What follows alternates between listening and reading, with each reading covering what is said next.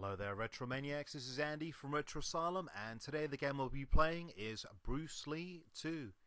Now this is the unofficial sequel to the amazing C64 game.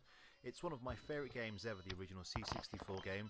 It was fantastic on the ZX Spectrum and on the Amstrad as well. You know, all versions were pretty good.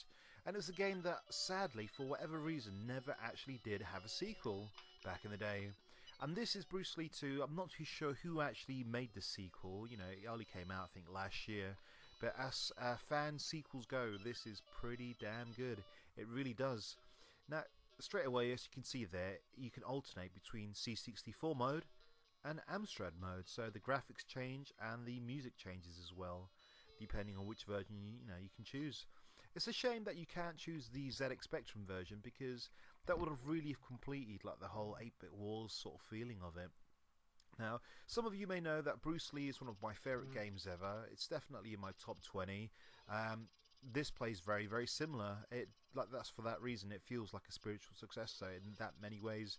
So again, you play the role of Bruce Lee, and your job is, in this one, is to collect all the lanterns while avoiding the baddies. In the original, you had to collect the lanterns, fight against the Green Yamo and the ninja, Nigel the Ninja I used to call him. And in this, you got a whole new bunch of enemies. And what I love about this game, this sequel, is it really does feel and look like you're playing it on a C64, to the way the graphics looks, to the sound effects, to the fact that the game's not overly big, you know. That was one of the beautiful things about the original C64, you know, and the other 8-bit versions, was that it was a game that was simple to get into, and you could finish it pretty much every time you played it. The game can be finished in about, what, 10 minutes?